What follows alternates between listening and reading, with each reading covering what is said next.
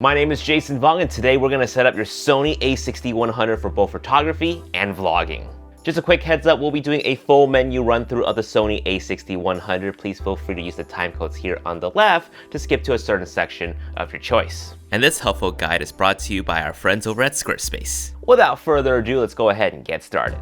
First off, if you're absolutely new to using an interchangeable lens camera, as in you have no clue what shutter speed, aperture, or ISO means, take advantage of the options on your dial. Starting off with auto, this lets the camera decide the best settings for you. We're jumping ahead of ourselves here, but if you go into your menu, tab 1, page 3, you can select between intelligent auto and superior auto.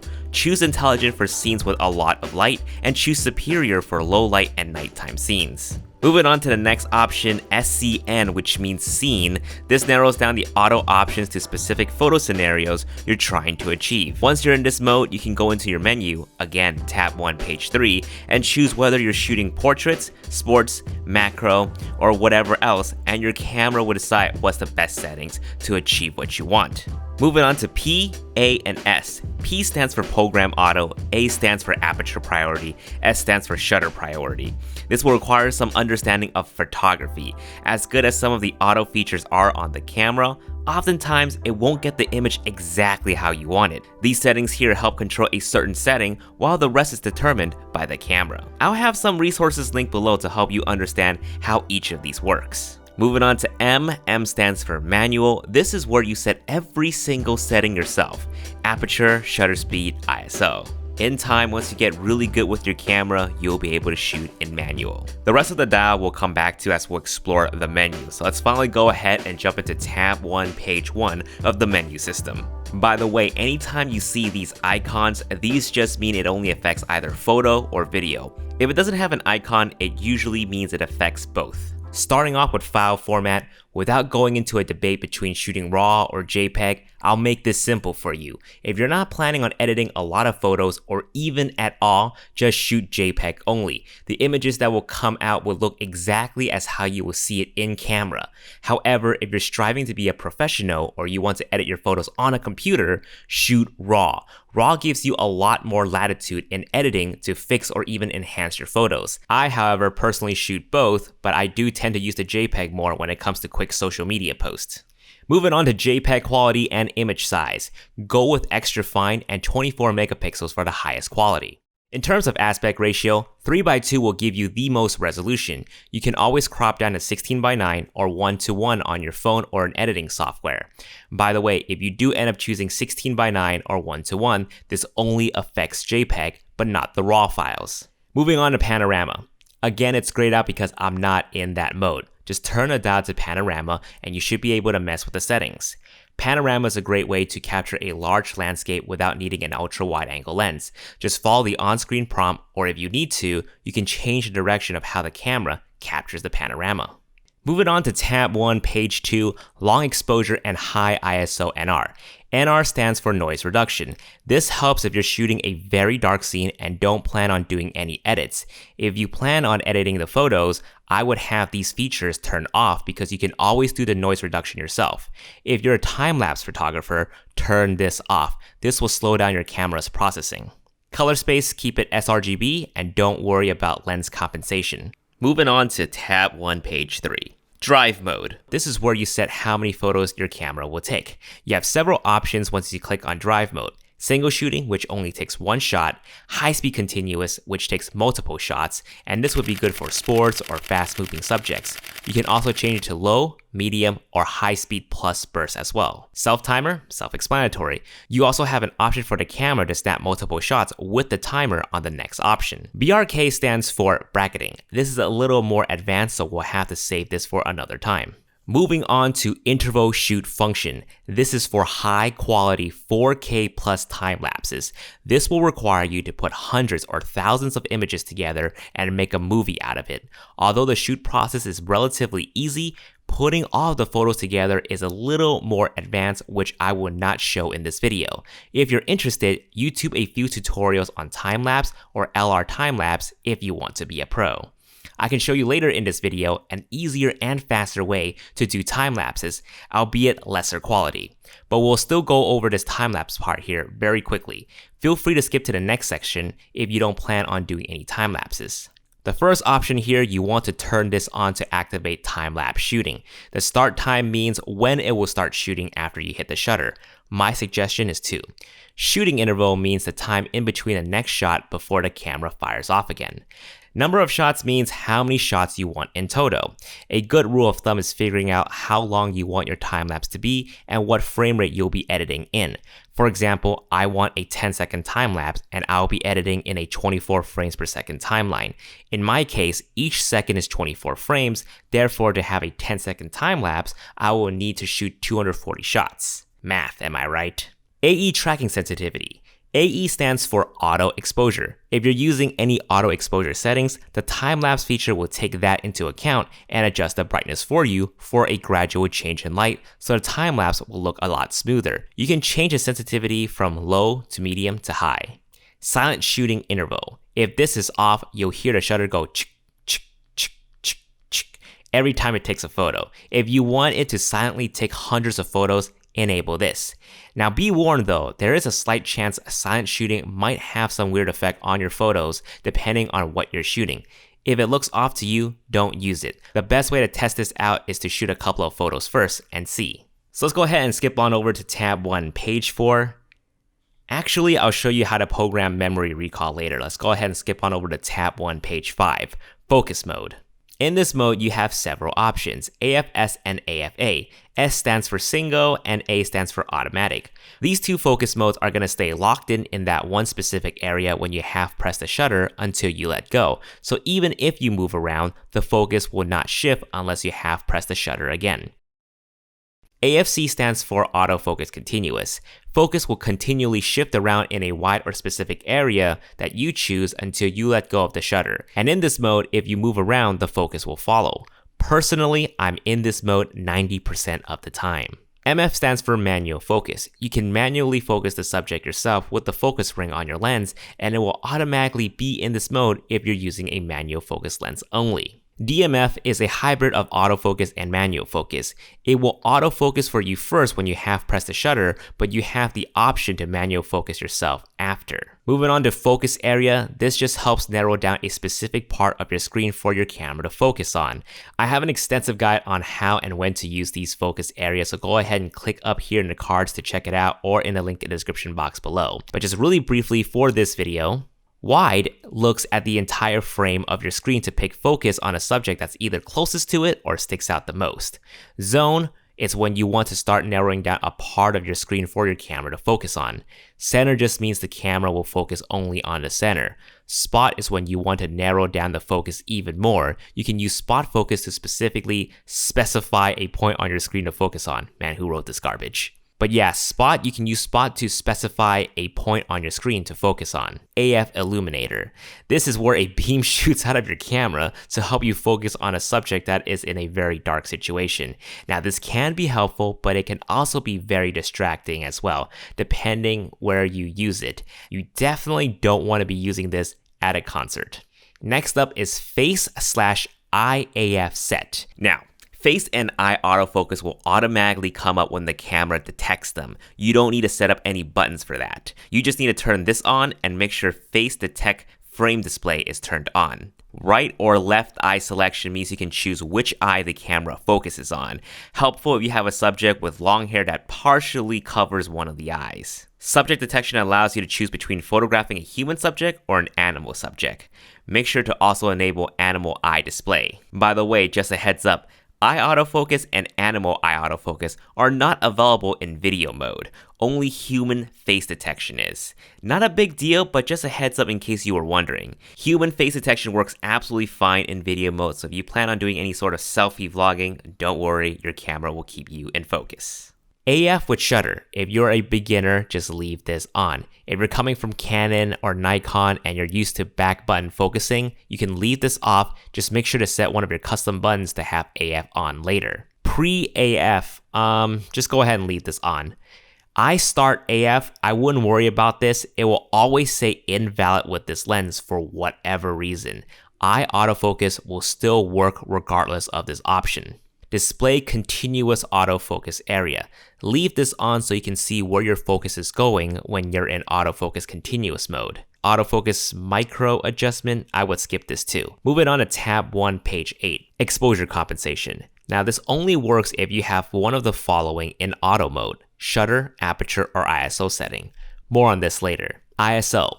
This digitally brightens or darkens your shot, especially helpful for when you have the shutter speed and the aperture dialed in and you don't want to change any of those. Now, I personally would not go past ISO 6400 with this camera because you'll start seeing noise or grain in your photos or videos, which doesn't look that good in my opinion. Now, everyone's noise tolerance level is different. You might be okay going up to 32,000 ISO. I would suggest playing with these settings yourself and see what you like. Now within it, you can do auto ISO. You can help your camera decide the best ISO to use and set a limit so it won't go below and over a certain number. This is where you combine it with exposure compensation. You can tell the camera to overexpose a little bit or underexpose it a little bit because you're in auto ISO. Moving on to metering mode, do multi. Now this looks at the entire scene brightness on your screen and gives you a reading on whether it's over or underexposed via the meter here on the bottom. Face priority in multimeter. Turn this on. This ensures the camera prioritizes exposure reading on your face above all else. Exposure step, mostly everybody keeps at 0.3 EV. AEL with shutter. I would set this on auto. AEL stands for auto exposure lock. Again, when you have shutter speed, aperture, or ISO set to auto, this will lock in your exposure setting when you have pressed the shutter. I'm gonna skip all of the flash stuff for another video. Moving on to tab 1, page 9. White balance. Okay, how am I going to explain white balance? Now, depending on where you're shooting, maybe in the shade or a cloudy day or a super bright sunny day or even indoors, they have helpful icons here that tells you which is the best to use in certain condition to give you the best color. But the good rule of thumb is just to use whichever one looks the best to you. Now, this part is more important for video shooters and JPEG shooters to get it right in camera. If you're shooting raw, just leave it on auto because you can always change it in post. Now, there's no shame in using auto if you're a beginner. Just try to use one of these whenever possible. That way the color of your footage and your pictures stay consistent, especially when you're color grading. If you ever feel fancy enough for yourself, you can also dial in a specific number. Priority set in auto white balance. I would keep this on standard. Moving on to DRO/Auto HDR. DRO stands for Dynamic Range Optimizer, and HDR stands for High Dynamic Range. Personally, for the best colors, I choose to leave DRO on auto and using Creative Style on standard. To me, it gives out the best colors for photos and videos in my opinion, but feel free to experiment with different creative styles to see which one you like or fits your photography more. Auto HDR means the camera will shoot in multiple exposure and combine all of those photos into one, giving you the best results in terms of lighting. Helpful if you're shooting interior housing like real estate or landscape photos. For the best result, I would recommend using this feature with a tripod. Moving on to picture effect, this is just more creative ways for you to create your photos. I personally don't use it, but feel free to experiment. Moving on to tab 1, page 12, soft skin effect. I personally turn this off because I have my own app to help smooth out my imperfection anyways. Moving on to tab 1, page 10. This page pertains to assisting you when you're shooting in manual focus. I actually have a dedicated video on this already, so go ahead and click up here to queue it up. Moving on to the last page of tab 1, face registration. This tells the camera which face it should prioritize when it sees that particular person in frame. Now, I don't use this too much, but it's helpful for when you're shooting in a large group, but want to make sure the most important people are in focus. For example, if you're a wedding photographer, you want to register the bride and the groom's faces. Register faces priority, you want to have this on if you're planning on using face registration. Smile shutter. This is helpful for taking selfies.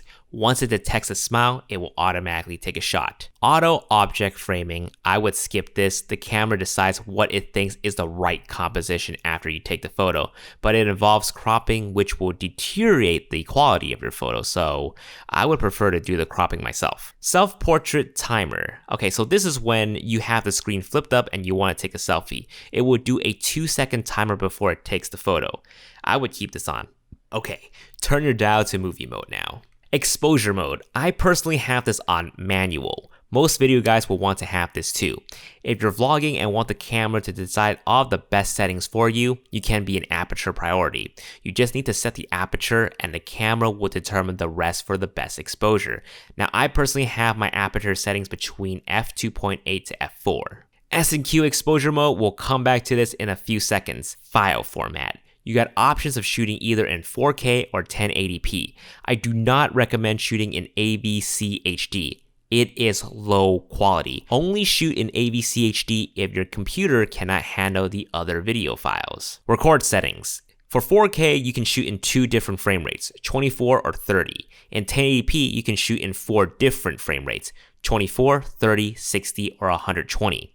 Now you'll see 50M or 100M next to the frame rate. Always choose the highest one available for the best quality. Without going into too much details on frame rate, just shoot in 24 frames and make sure your editing software, you set your timeline to 24 frames per second. You can use 1080p 60 or 120 as slow motion options. Just slow them down in your editing software. S&Q settings. S&Q stands for slow and quick. This function allows you to create either fast and easy time lapses or fast and easy slow motion videos. Wow, that's an oxymoron. But at a lower quality. Earlier, I mentioned there's an easier way to create time-lapse. This is it. Turn your dial to S&Q and set your S&Q exposure mode to manual. In the settings, you have an option to set your timeline frame rate to 24, 30, or 60. Again, I recommend 24. For time-lapse, do either between 1 to 15 frames, then hit the movie record button and record for however long you need. The camera will automatically create the time-lapse in playback without needing you to construct it yourself in editing. The reason why I say this one is lower quality is because the highest resolution for these time-lapses are only 1080p, and the frames themselves are not as clear as if you were to shoot hundreds or thousands of high-quality photos and constructing the time-lapse yourself later. However, the workflow through S&Q is much easier and has a quicker turnaround. For slow motion, do either 60 frames per second or 120 frames per second. Now keep in mind, doing slow motion in S&Q also yields lower quality videos and no audio recorded. Similar to S&Q time-lapse, the workflow again is a lot easier and has a quicker turnaround. Perfect for vloggers. If you're a serious video user and planning on color grading your slow motion clips as well, best to do it through the standard 1080p or 120 and slow it down yourself in post. Those will have more bitrate for you to work with so you can push the colors a little harder. Plus, you still retain your audio recording, which can be life-saving at times. And last on this page, proxy recording. This records smaller 720p files next to your high-quality 4K or 1080p videos. You can send these smaller files to your smartphone via Wi-Fi for quick social media posting. I will show you how later. Whew, okay, tab 2, page 2, AF drive speed and tracking sensitivity. These two control how responsive and how fast the camera focuses. I recommend normal and standard to start off first. If it's too slow or too fast, just change one of these settings. Auto slow shutter, don't worry about this. Initial focus magnification, keep it 1x. Audio recording, always keep this on. Audio record level, here's my recommended settings, but again, feel free to mess with this and see what works for you. If you're not using any mics at all, set it to around 15. If you're using a shotgun mic, set it between 7 to 9. If you're using a lav mic, set it between 1 to 3. Tab 2, page 3, audio level display. I would keep this on just so it can show you if the mic levels are running. Wind noise reduction, never turn this on because this will make your audio sound like you're underwater. That was probably really a terrible effect. Marker display and marker settings. For cinematic vlogs, set the display to 235 by 1. This would trigger 2 white guidelines for you to frame your shot so you can add black bars later to make your footage feel more cinematic. Movie with shutter. I would turn this on because this allows you to use your shutter button to record movies. Tab 2, page 4, silent shooting. This allows you to take photos without the shutter sound because it will take the photo electronically. Now there's a small percentage that your photo will come out a little wonky when you use this mode. It just depends on the situation you're in. If it does come out wonky, turn this off. Release without lens and card. I would enable this. This will prevent a message saying you don't have a lens or a memory card inserted. Steady shot. Turn this on. Now, if you mounted a lens without optical steady shot, this option will be grayed out. Tab 2, page 5. Now this page pertains only to video. Change the zoom setting to clear image zoom. This allows you to zoom with a prime lens or add an extra reach to zoom lenses without losing too much quality in your video. Best recommended to combine it with 4K video shooting. I'll show you how to program this later in the custom button section of this video. Moving on to tab 2, page 6. DISP button stands for display button. You can configure what info setting shows up on your LCD screen or viewfinder and toggle when they show up by pressing the up button on your camera. You can refer to the diagram next to the setting to see what they are. I personally recommend these settings to be checked, especially the leveler. It will show you if you're leveled with your composition. Now, Finder and Monitor is grayed out for me because I'm recording my screen with an external monitor right now, but basically, this manually toggles between the viewfinder and the LCD display. Finder frame rate, keep it on standard. Zebra settings. These are helpful lines that look like zebras that tells you which part of the scene is overexposed. I go more in depth with zebras in my How to Avoid Overexposure guide linked up here. Grid line, helpful lines that help you frame your shot. Exposure set guide, I would leave this on. Moving on to tab 2, page 7, live view display. Have setting effects on because this shows you what the picture or video will look like before you take the shot. I wouldn't recommend ever turning this off. Auto review, this I would turn off. If it's on, it will immediately show you the photo that you just took for a few seconds before going back to camera mode. I prefer to press the playback button on my camera to review the photos. Tab 2, page 8. This is the page where we'll be doing a majority of our button customization, so we'll come back to this in a few minutes. Let's go ahead and finish going over all of the other menu settings first. Skipping all the way down to dial and wheel setup, this is where you can decide which wheel changes aperture and which wheel changes shutter speed. Change it to what feels natural to you. Dial and wheel EV composition. Definitely losing it right here. Turn this off. Tab 2, page 9. Function of touch operation. This is where you enable real-time focus tracking. Now, this is very exciting, okay? Set this to touch tracking and make sure later on to have touch operations turned on. This will create a focus tracking box on your subject so that the camera will keep focus on them. Movie button. Always have this on always because this allows you to record a movie with the side button regardless if you're in a photo mode. Dial wheel lock, I would just keep this unlocked. Audio signals. This gives you an audible prompt that you're either starting recording or stopping recording for movie. Now, I personally like to have this on because it lets me know if I'm recording, but other people might find this annoying, so they would turn this off. In my opinion, this is helpful for vloggers because it lets you know when the camera is rolling and when the camera stops recording. And before we move on, just a quick word from our sponsor. For 2019, Vivi and I really want to combine our hybrid shooting with travel. With Squarespace, we're able to rebuild our website with their clean templates. Everything's as simple as click and drag. Definitely check back in the next month to see our progress. However, you can try out Squarespace for yourself right now with a free trial. Whether you're building a portfolio or setting up an online shop, Squarespace is an all-in-one solution for you. And when you're ready to launch, go to squarespace.com/JasonVong to save 10% off your first purchase of a website or domain. You're welcome. See you guys in the next end card. Peace. Okay, so things are a little more downhill from here before it picks up again. So let's cruise through this. Tab 3, page 1. I'm going to show you how to send photos and videos to your smartphone later. For now, we can skip the rest. We can skip the rest of the stuff on tab 3. Tab 4, page 1. We can actually skip most of these too since they pertain to playback. On page 2, make sure the enlarge initial magnification and position are set to standard and focus position. This just helps for when you're enlarging a photo during playback that you would see where the camera is focused on. Helpful to double check your focus of your photo. And with that, we can skip all of page 3 altogether as well.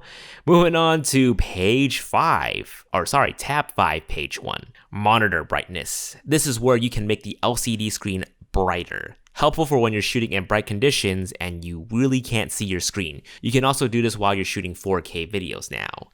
Now, just a quick note, this will make your image or video on the LCD screen itself look super contrasty and overexposed, but it actually does not affect the image or video in any way. Just make sure you're checking the exposure meter. Viewfinder brightness, it's the same thing, but through the viewfinder, I left it on auto. Finder color temperature, I would not touch this. Volume settings, this involves video playback only. It just controls the audio playback volume. Tile menu, leave that off. Mode dial guide. Now, if you're an absolute beginner, you can have this on to help you remember what the dials do. Tab 5, page 2. Delete confirmation. Always cancel first. That gives you the option to cancel first before you accidentally delete a photo. Trust me, you want to have this on. Display quality, keep this on standard. Power save time. You can set a timer for when the camera goes to sleep after a period of inactivity. Yeah, that sounds weird, but you know what I mean. Auto power off temperature.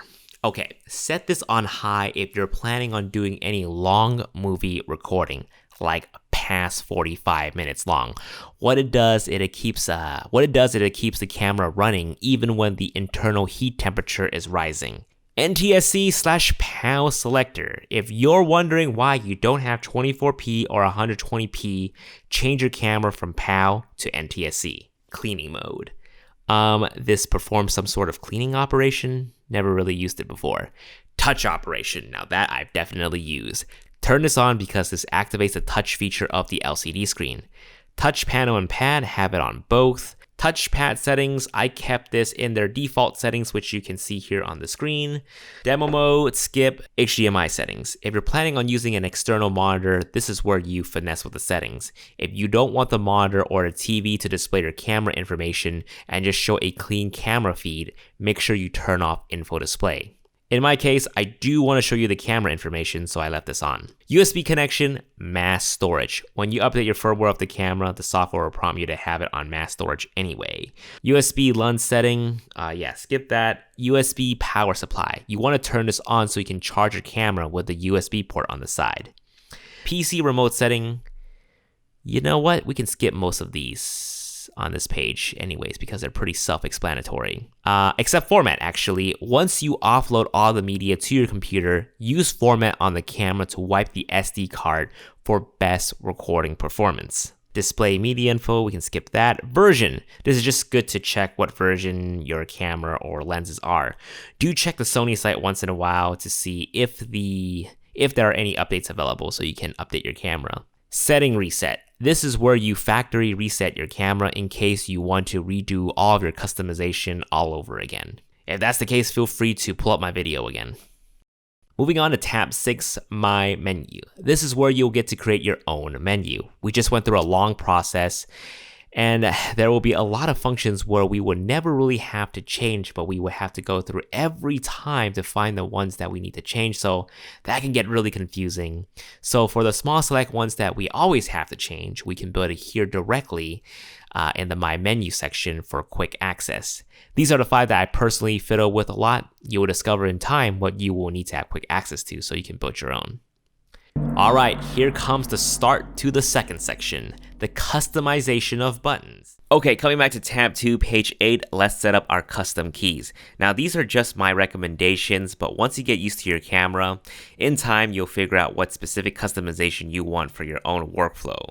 For now, use this as a template. This is more for a photography and a vlogging hybrid. So, starting off with photo custom key. Rear 1, option 1, focus magnifier. This plays into the custom button 1 that we're going to set later. Pretty much if you ever switch to manual focus, the focus magnifier will enlarge a small area for you to rotate the focus ring to get the focus. Helpful if you're shooting with manual focus lenses as well. Option 2, which is the trash can button, switch right and left eye. Easily switches between the right and left eye when you're shooting portraits. Rear 2, option 1, focus standard. If you're using zone focusing or spot focusing, you can hit the middle button to activate the focus area so you can move the focus point around. Option 2, focus area. Option 3, ISO. These are self-explanatory. Option 4, exposure compensation. This allows you to change the auto ISO setting, whether it should slightly over or underexpose a shot for you. Next page, top focus mode. This allows you to go from autofocus standard to autofocus continuous, or even shift gear to manual focus. Last page on the photo custom key. I would leave this as default. Not many lenses have this button unless you're getting yourself the newer G series lenses. In that case, program whatever you want. Moving on to the video custom key. 1, I left it as follow custom photo key, which means it's going to be the same as what I had it in the photo mode, which was focus magnifier. 2 is different. I changed it to zoom because again, eye autofocus does not work in video, so no need to switch between eyes. With the clear image zoom we programmed earlier, we can extend the reach of our lenses digitally without losing too much quality. Whether it's a zoom lens and going beyond what was intended, or even a prime lens where it doesn't even zoom in the first place. I understand this is a little confusing, so refer to this guide linked above here so you can better understand what clear image zoom is and how it can help you shoot your videos. Next page, all the same. Top, same and same. Moving on to playback custom key. For the rear section, for the function button, I have it as send to smartphone. And I'll show you how to send photos and videos to your smartphone in just a bit, but set that for now. Moving on to the next page, top, for custom 1, for playback, I have it set to rating because this allows me to start the photos that I like on the spot so I can immediately pick them out on my computer and edit them without sorting all of my photos again. Moving on to quick function setting. Now, a lot of what you'll see here is a little redundant from what we set up in our custom buttons earlier, but in my opinion, it's good to have a visual on what modes you're in case you need to change them quickly. Starting off, we got drive mode. You can change it to single shot, burst mode, or self-timer mode. White balance to set your white balance. Focus mode and focus area, those you already know. Audio record level, helpful to change this in case you switch out mics constantly. Dynamic range optimizer is here for you to toggle it off or on. File format in case you jump from RAW or JPEG or jumping to both a lot.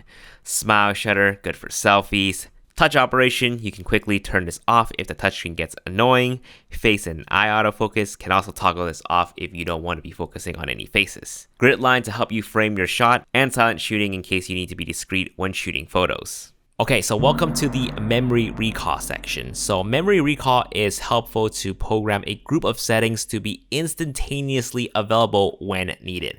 For example, let's say you like to jump between 4K and 1080p 120 frames per second a lot, but obviously it's cumbersome to go through all the settings in the menu to change the mode and adjust the shutter speed setting. So what you can actually do is set 4K 24 to memory 1 and 1080p 120 to memory 2.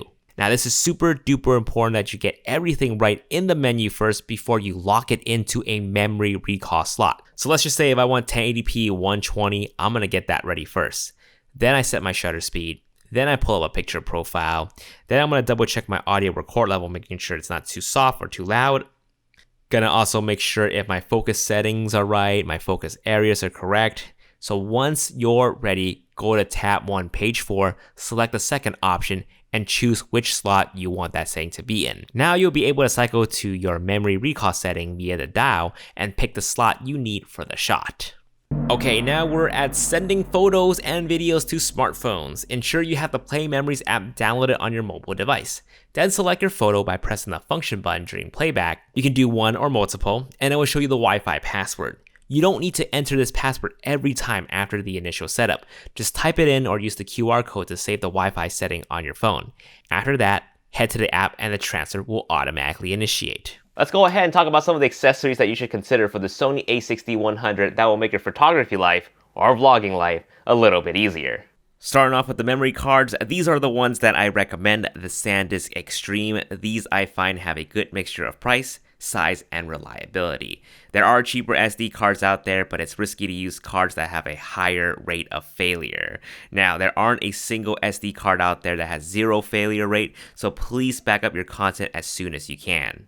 For size, I do recommend 64 gigabytes if you plan on shooting a good mixture of photos and 4K videos. Moving on to battery, Sony original batteries are a bit expensive, but they generally last the longest. But if you're on a budget though, I recommend getting these Wasabi third-party batteries. They usually come in 2 with a charger, and it's still cheaper than the one Sony battery. For camera strap, don't use the one that came with your camera. It's a pain to put on and take off. Instead, get yourself a Peak Design leash. These are amazing. They have a quick release system so you can take off your strap quickly in case they get in the way of your shoot.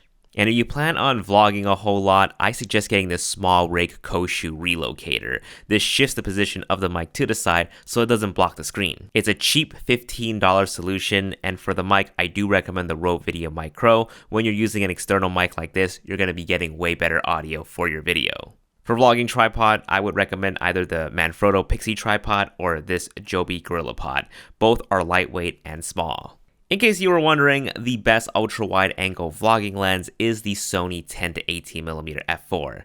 Unfortunately, the cost of this lens is similar to that of the camera. Unfortunately, there is no equivalent out there that is cheaper and that can also autofocus. So if this one isn't in your budget now, then the kit lens, the 16 to 50mm, is honestly good enough. Now, this lens might have came with your camera depending on which of the bundle that you got. If you have the 18 to 135, I would recommend using a GorillaPod or a mini tripod. So when you do selfie style vlogging, it creates an extra distance to fit your entire face into frame as you're vlogging and talking.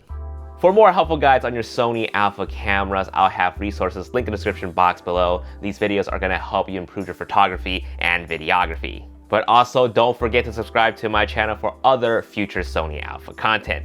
Guys, thank you so much for watching. Follow me on Instagram at JasonVMedia, and I'll see you guys in the next video. Peace!